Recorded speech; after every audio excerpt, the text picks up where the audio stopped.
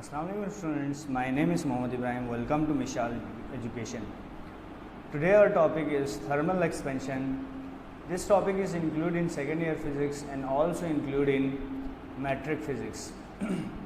Before going to start this topic, kindly subscribe my channel and press the bell icon to get our new videos on time, and don't forget to comment and like our videos. Let's start thermal expansion. Objects undergo changes in dimension when they are heated. This changes in length, area और volume is called thermal expansion. चीज़ों को heat करने पर उनकी dimension में changes आ जाती है, यानी इजाफा हो जाता है, लेंथ बढ़ जाती है, उनकी जो है उनका एरिया बढ़ जाता है और वॉल्यूम बढ़ जाती है. इस तरह के जो है चेंजेस को थर्मल एक्सपेंशन कहा जाता है. अब क्वेश्चन है why bodies expand on heating, कि बॉडीज़ एक्सपेंड क्यों होती है हीट करने पर. एट अ गिवन टेम्परेचर में intermolecular distance are definite, यानी इंटर मोलिकुलर डिस्टेंस जो है मॉलिक्यूल के दरमियान डिस्टेंस डेफिनेट होते हैं. When a body is heated its molecule vibrate more energetically.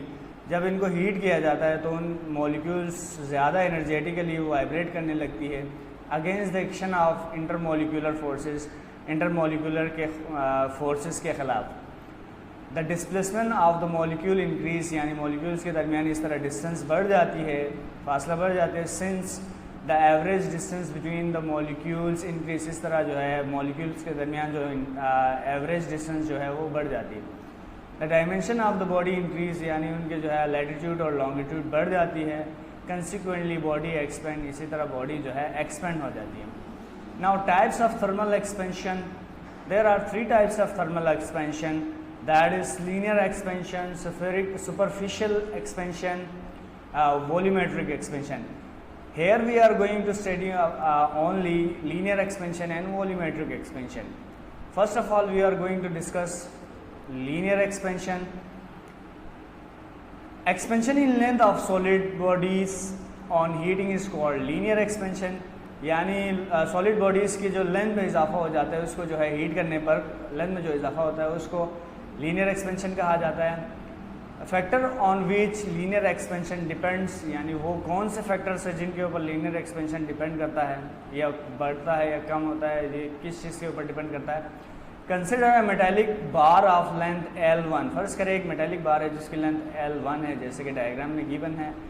At temperature T1, फर्ज करें उसका टेम्परेचर इनिशियल वो T1 है. Let the bar is heated to T2, फर्ज करें बार को हीट करके T2 तक पहुंचा दिया जाए, तो क्या होगा. From experiment it is observe that, यानी एक्सपेरिमेंट से ये साबित मुशाहिदा किया गया that linear expansion depend upon 2 factors. Linear expansion 2 चीज़ों के ऊपर, 2 फैक्टर्स के ऊपर डिपेंड करता है. What are the factors. First, increase in length of solid bar is directly proportional to its original length, यानी किसी भी सॉलिड बार के लेंथ में जो इजाफा होता है वो उसकी ओरिजिनल लेंथ के डायरेक्टली प्रोपोर्शनल होगा. यानी ओरिजिनल लेंथ ज़्यादा होगा तो उसमें एक्सपेंशन भी ज़्यादा आएगी, अगर वो उसकी लेंथ कम होगी तो उसमें एक्सपेंशन भी कम है. यानी change in length is equal to delta L proportional to L1. L1 is original length. Next, the increase in length is directly proportional to change in temperature, यानी जो लेंथ में इजाफा हो वो टेम्परेचर चेंज के ऊपर भी डायरेक्टली प्रोपोर्शनल डिपेंड करता है. यानी जितना टेम्परेचर ज़्यादा चेंज होगा उससे उतना लेंथ में इजाफा होगा. Change in length is equal को हम डेल्टा एल से डिनोट करते हैं. Delta L is proportional to delta T. Equation number 1 and equation number 2, by combining equation 1 and 2 we will get that delta L is proportional to L1 delta T और delta L is equals to alpha L1 delta T. ये constant, ये proportionality का sign है और ये constant of proportionality alpha है. This is called coefficient of linear expansion. कौन आप देखें ज़रा, हीट करने पर लेंथ में इजाफा हो, ये L1 प्लस डेल्टा एल हो गए, इतना जो है चेंज इन लेंथ यानी डेल्टा एल आ गई. Where alpha is the coefficient of linear expansion of solid, जबकि अल्फ़ा जो है सॉलिड की linear coefficient of linear expansion के बराबर होता है. Now final length of the bar is L2 is equals to L1 plus delta L. From the figure L2 is equals to L1 plus delta L. Putting the value of delta L in this equation, delta L is equal to, we know that alpha L1 delta T. so our equation become L2 is equal to L1 plus alpha L1 delta t. L2 is equals to L1, taking L1 common from both sides, L1 into 1 plus alpha delta t. Okay, putting the value of delta t here, we will get L2 is equal to L1 1 plus alpha into T2 minus T1, where delta t is equals to T2 minus T1. Now we are going to define coefficient of linear expansion. It is the characteristic property of material of solid and is defined as increase in length per unit original length per Kelvin rise in temperature is known as coefficient of linear expansion.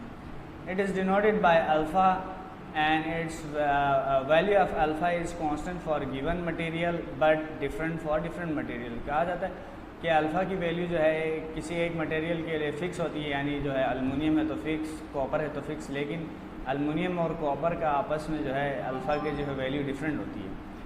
It depend upon the mass and dimension of the body. ये जो है body की dimension और मास के ऊपर depend करता है. Coefficient of linear expansion depend on the nature of material की नेचर के ऊपर डिपेंड भी करता है. ठीक है. Unit of alpha is equal to 1 upon kelvin और kelvin inverse. After that we are going to study volumetric expansion. अच्छा, increase in volume of a body on heating is referred as volumetric or cubic expansion. यानी किसी body को heat करने पर उसकी volume में जो इजाफा होता है उसको वॉल्यूमेट्रिक एक्सपेंशन और क्यूबिक एक्सपेंशन कहा जाता है. Consider a metallic body of volume V1, let's its temperature is raised by delta T, then experimentally increase in volume delta V is directly proportional to its original volume and raised in temperature, same as it is we have discussed in linear expansion. Let us do equations are given. Delta V change in volume is directly proportional to original volume, same as it is. Delta V is also proportional to delta t. Equation 1 and equation 2, by combining equation 1 and 2, delta v is proportional to v1 delta t. By removing the proportionality sign, delta v is equals to beta v1 delta t, where beta is the coefficient of volumetric expansion. Okay, where beta is constant and known as coefficient of volumetric expansion. Expression for final volume we will get. We know that the final volume is equal to initial volume plus increase in volume. यानी final volume जो है वो initial volume में जो increase in volume को add करेंगे तो उसके बराबर होगा, यानी V2 is equals to V1 delta V. Value of delta V we will get V2 is equals to V1 plus beta V1 delta T. अच्छा, ओके, उसके बाद V2 is equal to V1, taking V1 common, V1 into 1 plus beta delta T. Now we are going to define coefficient of volumetric expansion. Coefficient of volumetric expansion, beta, is defined as increase in volume per unit original volume per Kelvin rise in temperature is called coefficient of volumetric expansion. Its unit is 1 upon Kelvin or Kelvin inverse. Now we are going to discuss a very important question. ये question मैंने अक्सर जो है FSC के जो है second year की physics के पेपर में भी देखा है और मैट्रिक क्लास के फिज़िक्स के पेपर में भी देखा है कि बीटा इज शो दैट और prove that beta is equal to 3 alpha some time, prove that alpha is equal to beta upon 3. Now start.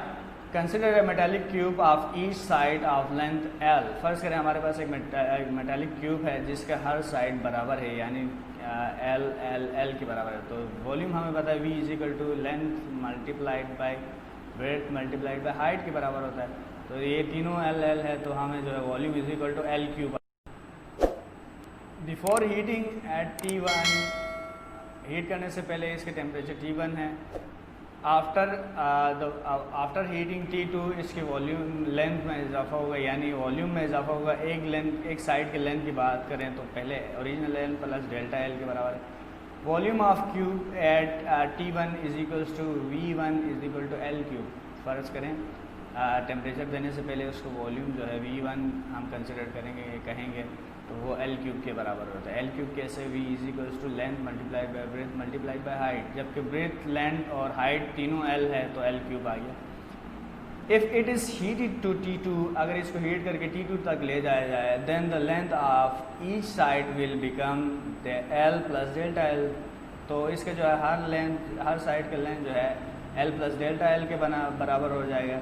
Its volume become, इसकी वॉल्यूम जो है V2 हो जाएगी, जो कि L की जगह पे उसकी वैल्यू लगाएंगे चेंज इन लेंथ, यानी L plus delta L cube.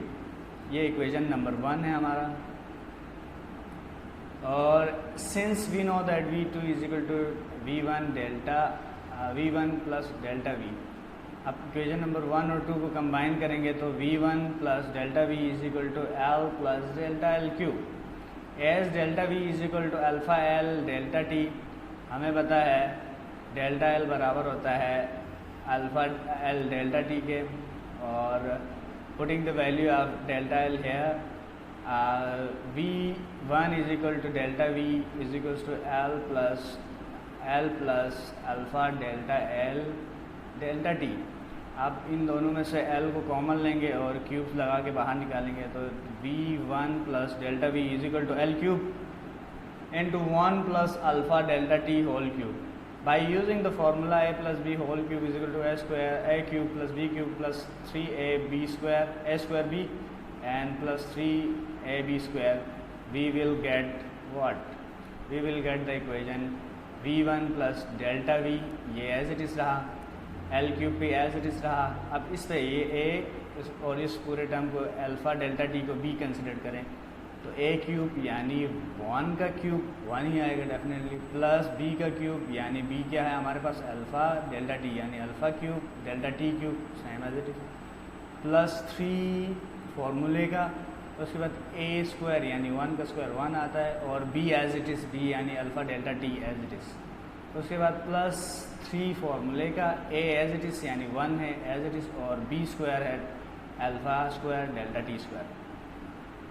We will get V1 plus delta V is equal to L1 plus alpha cube delta T cube 3 alpha delta T plus 3 alpha square delta T square. Since alpha is a frictional value, alpha एक बहुत छोटी value होती है जिसकी range जो है 10 power minus 5 से 10 power minus 6 तक के करीब होती है। Therefore we can neglect all the terms containing high power of alpha. इस वजह से हम जो है ऐसे टर्म्स जिनमें अल्फ़ा की पावर ज़्यादा हो उनको नेगलेक्ट कर सकते हैं, क्योंकि जो है एक छोटी वैल्यू का स्क्वायर या क्यूब लेंगे तो वो नियरली ज़ीरो हो जाता है। इस वजह से हम इसको नेगलेक्ट करते हैं, यानी इधर 0 पुट करेंगे तो ये पूरा टर्म 0 हो जाएगा, यहाँ 0 पुट करेंगे तो ये पूरा टर्म 0 हो जाएगा, बचेगा यहाँ पे 1 प्लस 3 अल्फ़ा डेल्टा T। देखते हैं आगे।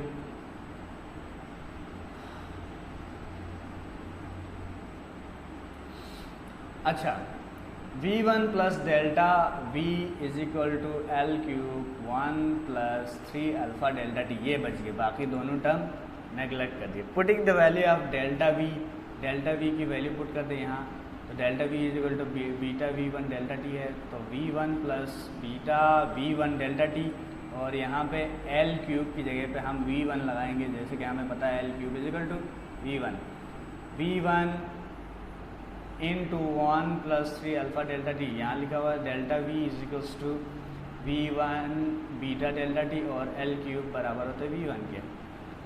अब देखें इन दोनों में से V1 को मैं कॉमन लेता हूँ और बाहर लिखता हूँ V1 इंटू यहाँ पे बचेगा 1 प्लस बीटा V1 ये V1 को रिमूव कर दीजिएगा, यहाँ बाई मिस्टेक आया है, यानी यहाँ पे V1 plus beta delta T, और इस साइड पे V1 बाहर है, V1 cancel with each other, यहाँ पे बचेगा 1 प्लस बीटा डेल्टा T, और यहाँ पे बचेगा 1 प्लस 3 अल्फ़ा डेल्टा T। इस 1 को यहाँ 1 यहाँ प्लस हो रहा है, उधर जाके माइनस होगा, यानी 1 minus 1 cancel with each other, क्या रहेगा beta delta T is equal to 3 alpha delta T।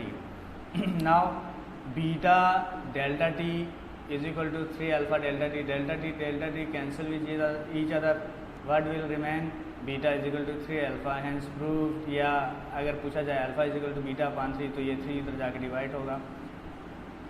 Now this expression shows that the coefficient of cubic expansion is 3 times of the coefficient of linear expansion. ये expression ये show करता है कि coefficient of cubic और volumetric expansion इस जो है 3 time ज़्यादा होता है as compare to coefficient of linear expansion. आज का हमारा टॉपिक यहाँ तक। इंशाल्लाह we will meet with our next video.